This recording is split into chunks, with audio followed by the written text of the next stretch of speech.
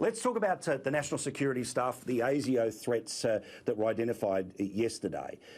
The idea that there are foreign agents in our country that are trying to work against dissidents and clearly trying to act on behalf of other nations. Now, I know you're not about to name a country for me, but a lot of this language starts to be pointing in a certain direction. Why can't we name one or more of the countries that are actually doing this? Well, Paul, we are talking about China, we're talking about Russia, we're talking about Iran, and we're talking about other nations. And we're a target. We're a target for foreign interference, as we've seen in the United States and other Western democracies. There's been attempts to interfere with the democratic process, with election processes and outcomes, and we're no different.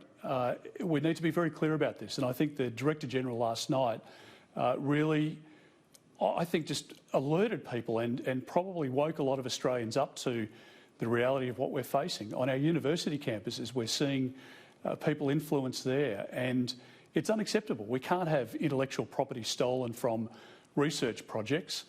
We can't have secrets stolen from law firms that are representing Australian firms that are in negotiations with other nations. It's unacceptable, and the rule of law applies in our country equally, regardless of what origin, what country you come from, your beliefs, whatever it might be. You abide by the laws, and if you don't, there's a consequence to pay. And Mike Burgess, the Director General of ASIO last night, made that very strong point, and I think he should be commended for it, because a lot of people really slag off at ASIO or the Federal Police, but they work day and night to keep Australians safe, and I want to make sure that all Australians are proud of the work that they do.